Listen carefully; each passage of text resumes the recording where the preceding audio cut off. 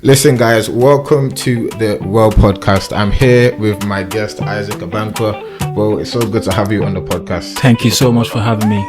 I appreciate it. But yeah, how you doing, man? How have you been? I'm good. How have you been? I've been good, bro. I've been blessed. It took us a while to get this going, but we thank God, but we've got things sorted. Yeah. So today we just want to go through your journey. Obviously, you are a professional footballer, a semi-professional footballer. And also we know each other outside of this. Yeah. And I thought it'd be good to have you on, talk about your journey. I know it's something that a lot of footballers are going through, and you know they're in that season of trying to get to professional football. So I think it'd be good to have your insight. Okay. And I know you're a Christian as well, so it'd be good to see like how faith has helped you in your journey as well. Yeah. But yeah, well let's get straight into it. So tell me a little bit about your football journey, where it started, like the team you currently play for. Just tell me a bit about you. Okay. Yeah. So basically, I think I started at the age of 7. Mm-hmm. If I'm not wrong, probably 6, 7, and the club that I started with was Letterkenny Rovers up in Donegal. Okay. And because of my dad's work, he got transferred to a place called County Longford, and that's where me and my brother we established ourselves as football players. The club was called Melville FC. Mm-hmm. Then me and my brother, mainly was me. We came up with a plan that this is like not a small town. Mm-hmm. We're not gonna get seen. There's no exposure here. So what is the best way we can get about life in football? Mm-hmm. So I came up with the idea of going to the capital city, which was Dublin. Mm-hmm. And without my mom, I don't think it would have happened. So my mom used to do the driving, paying for the bus fares. To football matches? To football matches, football training. Mm-hmm. She tried. So, because my dad moved to Spain because of the work, he got transferred again to Spain. And my mom literally, she has been like a star to us. Mm-hmm. And it wasn't because of her, I don't think it would have ever happened. So, all thanks to my mom. So, so we went to Cherry Orchard, a club called Cherry Orchard in the capital city. And my brother pushed himself on, and he has made, he's playing for Watford now. Mm-hmm. And I'm also here, playing semi-professional. And I feel like that move to Dublin helped us. Mm-hmm. Yeah. So. Yeah, that's good, man. I mean, one thing is just appreciating parents along the way, because I know even similar with me, the sacrifice that our parents make for us to get, especially with football players. I know it's a lot of late night trainings, and sometimes the training ground isn't close for people. So some people are traveling 1 hour, some people have to travel on the train to get to training sessions. So big up Mumsy for sure, man. For real, So why football though? Is it is football a passion to you, or why have you and your brother decided to go into football? Yeah, I don't know. We just always enjoyed it. We enjoyed watching it from young. My dad was a runner. He was never a football player. Okay. But it's just something that me and my brother, we picked up on, that, football is something that, it attracts a lot of interest from fans and that, and we wanted to be part of that. Mm-hmm. So even when our dad was living with us in County Longford at the time, he tried to train us, but because he wasn't a football player, he was an athlete. So we used to do running in the mornings. We used to wake up around 5 o'clock, read a book, because my dad was very strict on school as well. So we read geography, history. Then at 5:30, he goes run to the mall. The mall is like a park. Okay. And it was like a 30 minutes run. No, less than that, 20 minutes.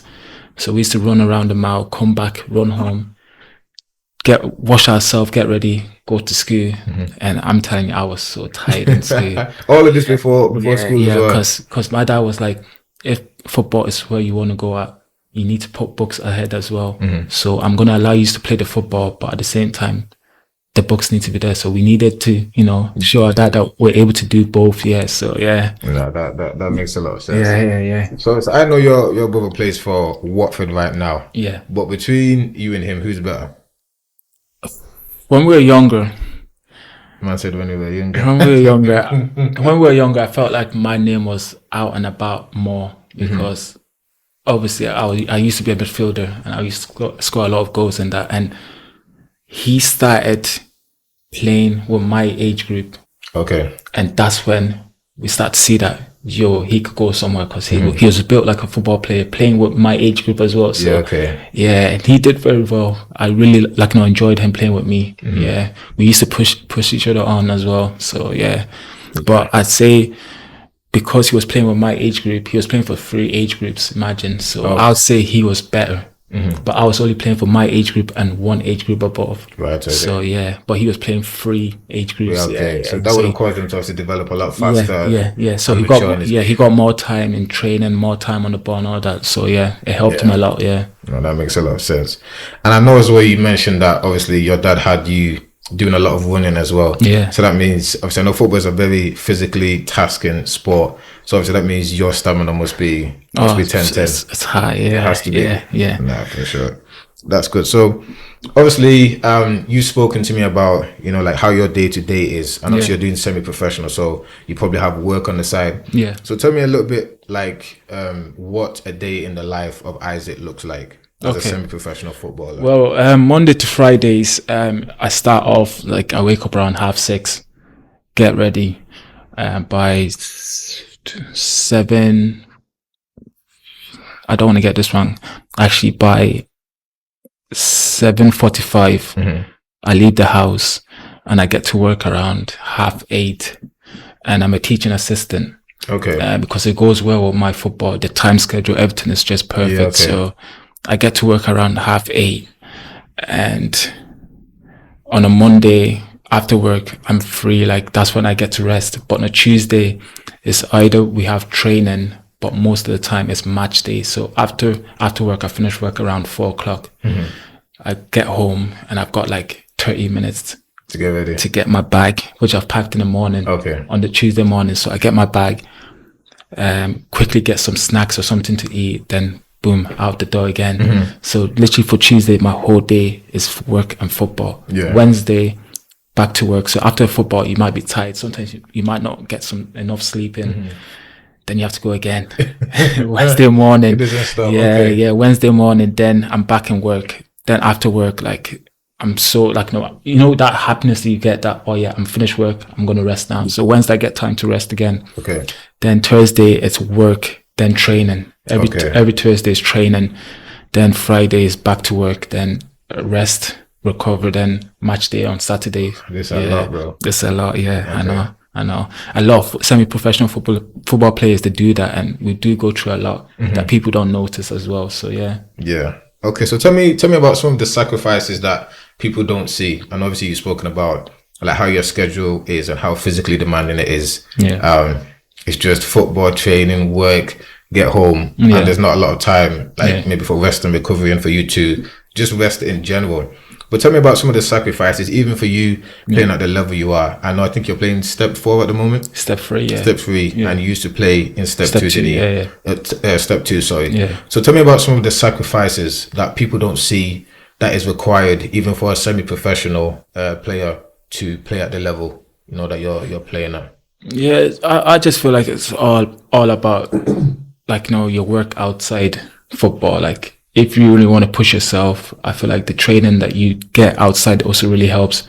And it's basically up to you as a player if you really want to get it or not. And the sacrifices you have to make is even pre-season when you're coming in, the training that we have to go through, honestly, it's like death. Running, no ball work. Then after you get a bit of ball work, gym, the time that you might get to maybe say to rest, maybe on a Wednesday when you think you can rest, some of the semi-professional players, they're out on the astral. Practicing, even in the gym as well. But for me, I feel like I've never really put my technical side ahead of football. In terms of football, I've mainly put my fitness, strength, and it's helped me to where I am at the moment. But I feel like I can do more technically, and I know I have it, but it's up to me if I really want to improve on it. So Okay, and obviously, being a football player, making it as a professional football player, this is the dream of so many people. It is. Even me back in high school, if you asked me in year 4, year 5, what I wanted to be, I would have told you I wanted to become a footballer. Obviously, back then I used to play centre back, and by the time I finished in high school, the last game that we actually played for our high school team, it was against the grammar school, and I don't know why, but the coach put me on for the last 20 minutes, I played as a striker, and I'll never forget this. I think even if you're watching, Ryan, one of my friends from high school, he played me a through ball. Okay. I don't know what minute this was in the game, and I scored. I put it in the bottom corner, nice composed finish, and everyone jumped to me. Do you know what I mean? Yeah. It's like, it feels good, doesn't it? It was a crazy moment because obviously I'm a centre back. I don't do shooting, but I do slide tackles and shoulder barges. That's all I know. So obviously the last game, that was a really, really good experience. So it's a dream of a lot of people to make it. A lot of high school friends I know that are still in that path of becoming a professional footballer. But talk to me about why you think it's so difficult to make it professionally as a footballer. Some of the things that are required, and some people say, is it just how hard you work, or is it, the Bible says that time and chance happens to everyone. So sometimes it just might be a scout that sees you when you're playing on a good day or whatever. So you know more about it than me, but tell me about what's really required to make it as a pro. Is it hard work, or is it luck? Yeah, don't get me wrong. Yeah, watching football looks so easy, but trust me, on the pitch is very hard. The pressure. Yeah, very hard. Pressure's on. But I would say being at the right place, right time. There's loads of good players that don't have that platform, don't have that, agency or whatever to help them. And my brother was at the right place at the right time, and he got scouted by an agent, and it was a very good agent who helped him. And even my dad always says it, if there was ever a chance back when I was younger, the way he see me play, if there was ever an agent to watch me, I feel like I would have gone somewhere as well, because football's being at the right place at the right time. Because honestly, I've come across so many good football players, amateur, semi-professional, you name it. There's always good players, technically, strength, power, pace, they all have it. And I've always said it, I've always wanted to be a professional football player, playing the Premier League, but obviously, time is going slowly. And when you look at it, there's actually levels to football. When people say there's levels, because when I was a kid playing in primary schools and the school footballs, I was playing midfield, scoring goals. I thought, football's easy. I'm gonna make it. The older I got, and the steps I was taking, the higher I was going, I was just dropping back. I became a centre back. I was like, I had the awareness as a midfielder, and now I'm playing centre back, it kind of helped me because I built a bit of strength in my football. Then obviously I love to run up and down. Then when I got my first semi-professional team that I signed for Squires, I was a right back. Okay. But for college, I was a centre back. And this guy is like a football dad to me. His name is Luke Evans, and he's the manager of Squires. So he came to watch one of my games in college, and he just told me, come in, we'll have a look at you and see.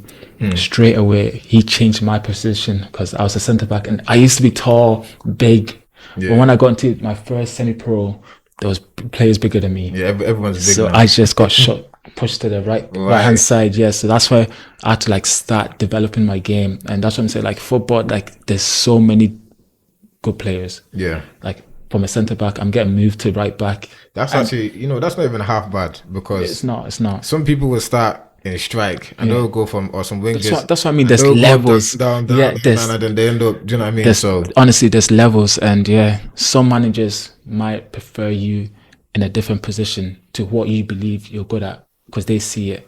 And no, that makes a lot of sense. I mean, I think it depends, like you said, on the manager as well, what system that they're playing, and how will you fit into that system, because they might have a player who's equally as good as you in that position already. True. And you're still a good good player, so they'll just want you to play a different position.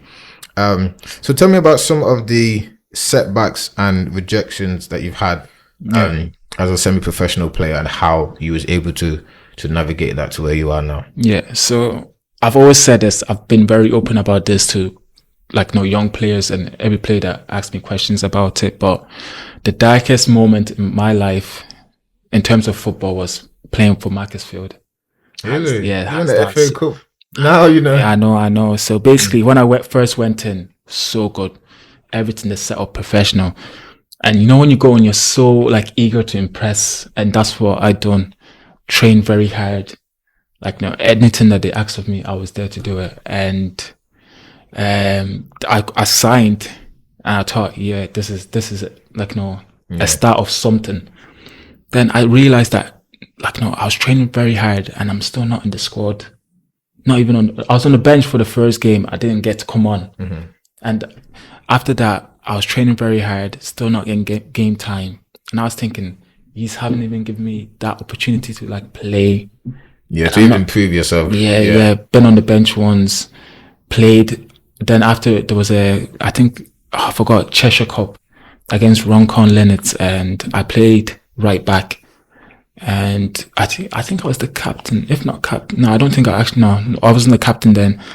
But I played well, and I just knew that playing for Mac, you're never going to get the opportunity if, the higher people, the board, don't know you. And I don't think they knew me at that time, because I'm coming from a small club to a club like that. They were never going to give me that platform to go out and express myself. So it was very dark for me there. And then it got to a point that training just became like, I'm not really and it just started dropping down slowly.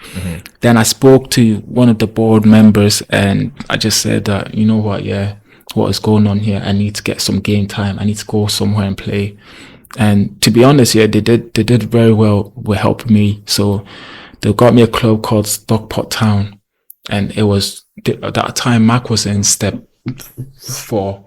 Oh, okay. Yeah, step 4. So I went to Stockport Town in step 6, smashed it. Like, there was only like 6 games left. Played 5 games, got 3 goals as a right centre back. No, they were playing 3 at the back, so I was a right centre back. Okay. And I got 3 goals there in 5 games. Then I got injured, so I couldn't play with them for the playoffs. And I went back to Macclesfield, did pre-season.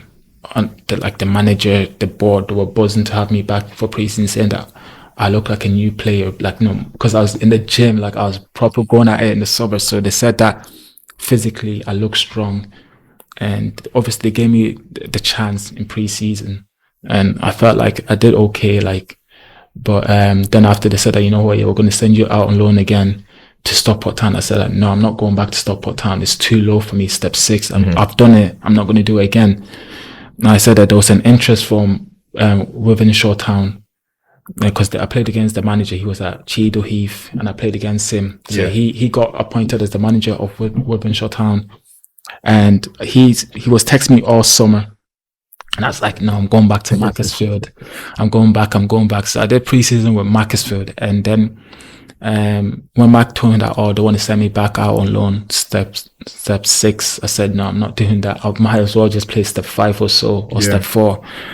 And I told them about the interest that the manager had in me. So they said, no problem, go out there, get your game time. So I went to Wythenshawe Town. I smashed it there, because the manager knew that, from playing step 6, he knew the player that I could become. And he's always been good to me on the pitch, so smashed it there.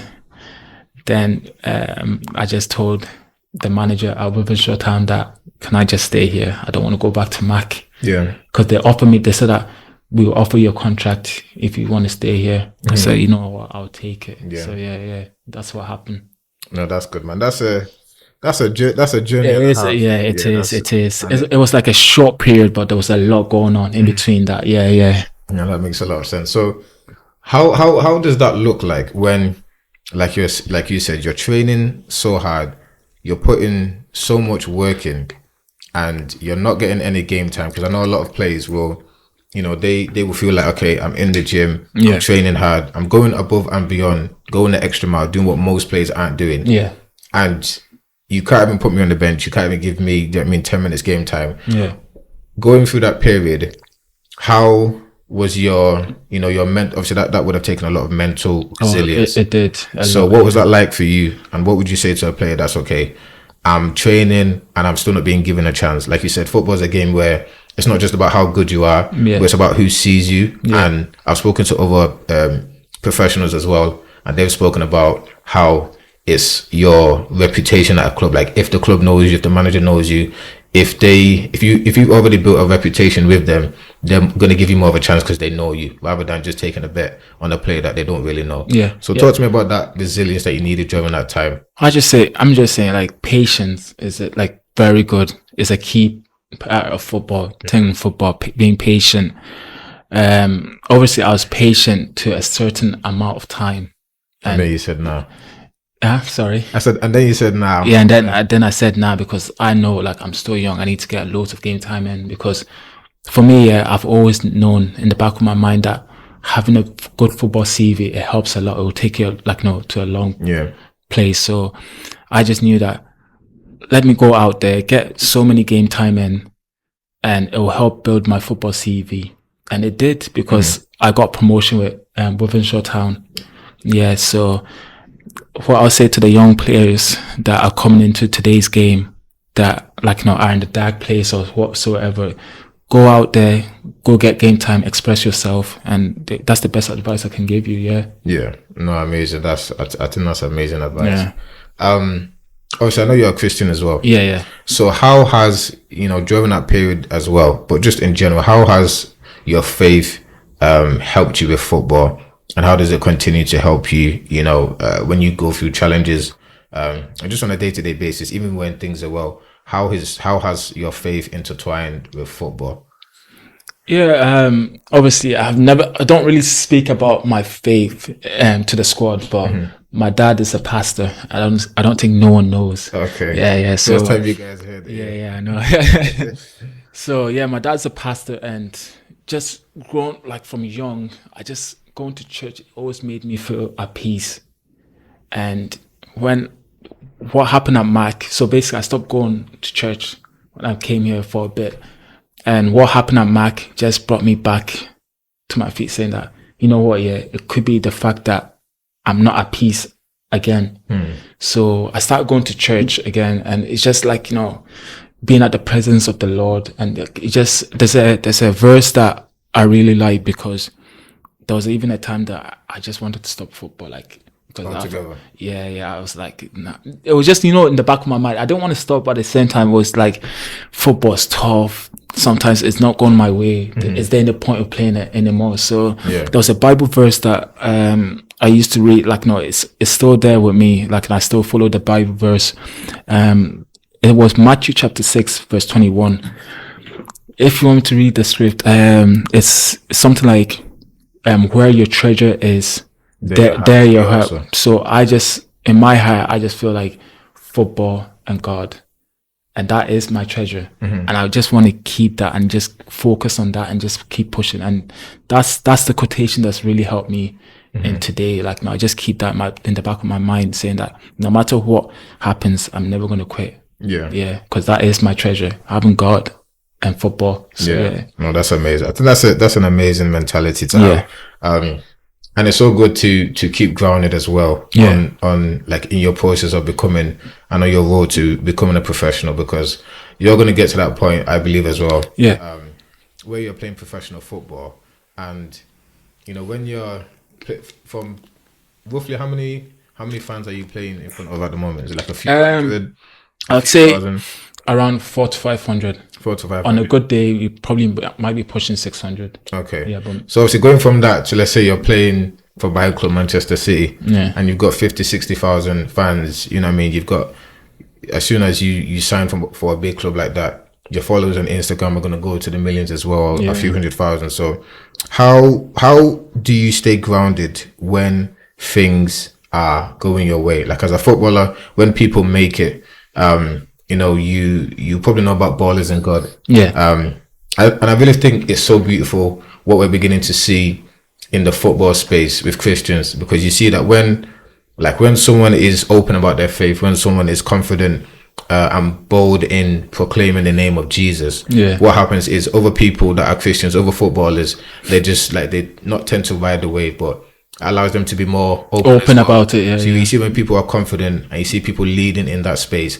Now, like, I'm just seeing posts from people I didn't even know, footballers I didn't know were Christians, and everyone's now like, I love Jesus, I belong to Jesus, and I think it's so beautiful as well. because it's just another tool and avenue for people to share the gospel. Like I said, you guys are playing in the stadium in front of hundreds of fans, or hundreds of thousands, not hundreds, tens of thousands of fans, and then millions of people who watch the game back online or watching it live. So when you see people, you know, talking about Jesus so openly, I think it's an amazing tool for footballers to use. And I know to add onto that, when I was a kid, my dad used to go say that before a game, why don't you gather your whole players in the changing room and pray? Me and my brother, we looked at each other and said, nah, we're never doing that. But when you look at it and nowadays, like, I feel like that's something that I'll be open to do. Yeah. Like, knowing that, God is real, and that, but when as a kid, I just didn't want to do it because I felt like I'm a shy guy as well. So I just didn't want to like say, boys, gather around. I was only like 13, 14. So I didn't have it in me at that time. But like now, a lot of players are opening up that you feel like you can pray with one player.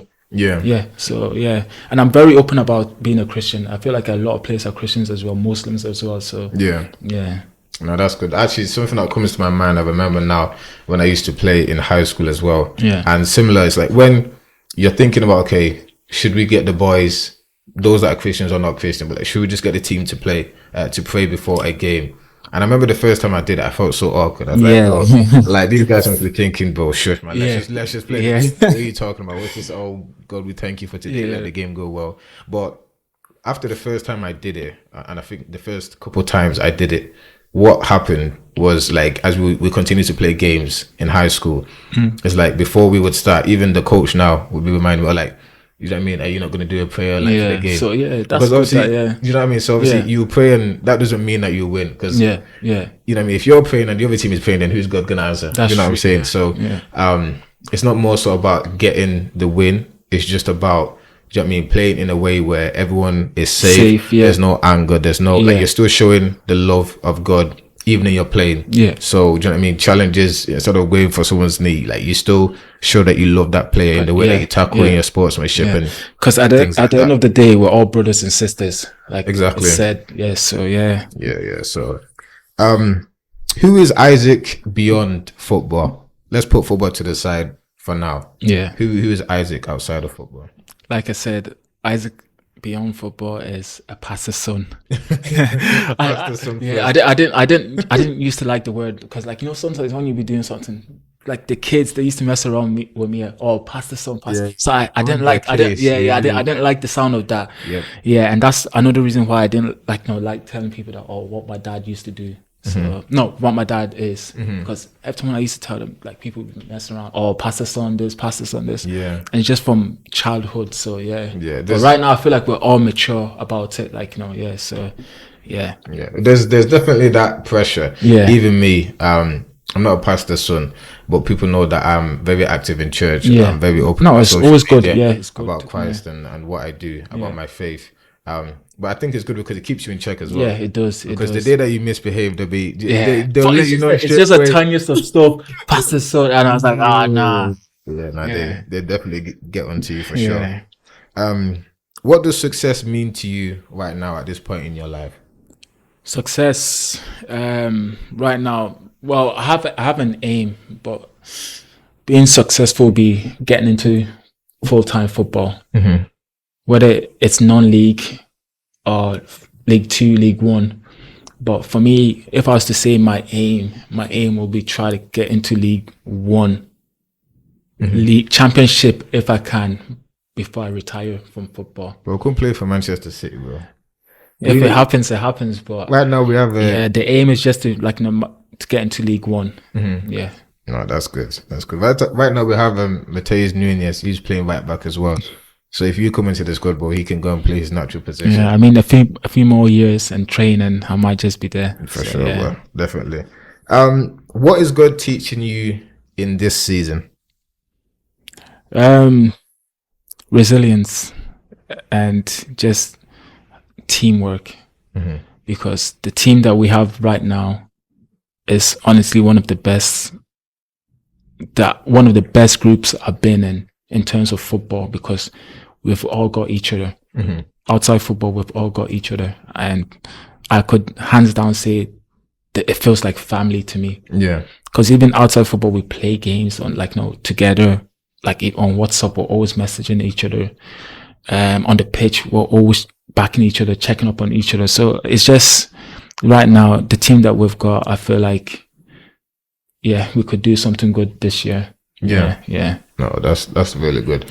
And I think the first time we met as well, we were talking about, as football players, what you see a lot of the times is that we're talking about professional players now. You see when someone starts making money from football, you hear that people go into financial crisis, people go into financial hardship. A couple of years, a lot of players go and file for bankruptcy as well. So what would you say, from a player who's on the inside, obviously as a semi-pro, but still has a contract and is still earning from football? What would you say is some of the reasons why we see that players suffer financially after having, such a high income window, maybe from the age of 18 to 30, to the age of 30, and then why after making so much money in football, you see that players end up in a struggle? Yeah, well, first of all, I haven't been in that situation, whereas I can give you the correct answer, but I've heard stories about like, some players like night out, like that's their life, and they splash a lot of cash there. Others invest wrongly, and they think that getting a house will set them up, but sometimes it just might go wrong. And that's the thing about businesses, it could go right or could go wrong. You just need the right people around you, and that's the mistake that football players do. They don't get the right people around them because they have the money, they think they can do it. So it's also having the right people around you, and I feel like because they don't, that's what happens. And football players, they tend to be around not bad friends, but people that are around you because you have money, and they know you have money. And if you're around those kind of people, you're going to be spending for them. You're going to be spending loads of money trying to and also back home, you're trying to take care of your family and that. So like football players, like maybe they do make good money, but at the same time, they're not smart with the way they handle it. So no, for sure. I think that's something I've seen so much with football players as well. There was something called the financial crisis that I watched, and it was basically about the early players in the Premier League. How similar to what you said, they had people around them that were there because they had the money. So when the Premier League came, it was very popular, and there was a lot of money pumped into it as well. So players were getting paid a lot. I mean, compared to now, it's a lot less, but like this was the start of the Premier League, so players were being paid a few £1 million a year. That was seen as like one of the biggest contracts and income that players were earning. And from that documentary, what you would see that what players were talking about was just people that are coming around them because they had money and telling them to invest in Ponzi schemes. So just investments, whether that's property or businesses. There wasn't a lot of protection around football players. Obviously, I know now there's a lot more protection. Protection and security around it, where you can't just access any player the way you want to. And I think that definitely works for players, because it's when you're earning all that money, if you're the person that your character is going out spending money, splashing cash, and not really having that self-discipline when it comes to money, it doesn't matter if you have 1,000 or 100,000. You're still gonna. All it's gonna do is you're gonna amplify how much you spend. True. So these are the same people that even if they had £1,000 on that night out, they will still spend. Even if they have £1,000 and that's what they have in their bank account, they will still go and spend more than they're able to. Yeah. So now that they have 100k, they might spend 10k, but that's still more than what they should be. You know what I mean? More than what they should be spending compared to what they have in their account. So, how do you stay motivated? My brothers, all four of them. Oh, so it's four you have? Yeah, four brothers. Like, they motivate me, I motivate them. And it's just, I feel like from young, that's how we were brought up. Just being there for each other, each other. No matter the bad and good. We always motivate each other. And I'd say my brothers do. And outside my family, I'd say friends. I've got two friends that they look up to me, and I also look up to them. And I feel like when someone looks up to you, it motivates you, because I don't know, it just pushes you on. It gives you that drive. So no, that's really good. What would you change if anything, about your journey so far with football? If you could go back and change anything or any decision that you might have taken differently? I don't know, because even the bad and good, like, I've enjoyed it and I'm happy with where I am at the moment, because financially I'm good, football wise I'm good, I'm happy. So I just feel like everything happens for the right reason, and where I am, maybe I was meant to be here. But if I was to say, like, oh yeah, I had to, like, change something, I would say probably, I don't know, because I could say probably leaving Ireland at the age of 17, but at the same time, I actually wanted to move. I enjoyed that move because it's brought me to where I am. And I wouldn't say I don't know. It's just tough. It's tough to say at the moment. But one decision that I think affected me a bit was probably moving clubs at the wrong not the wrong time, but I moved from Wivenshaw to Farsley. And they were already struggling financially, and in terms of football, like, they were aiming for relegation, and I was doing well at Wivenshaw Town, and I just wanted to go higher. You know me, when a team 2 steps ahead of you coming for you, like, you're definitely going to take it, even if they're in relegation or no.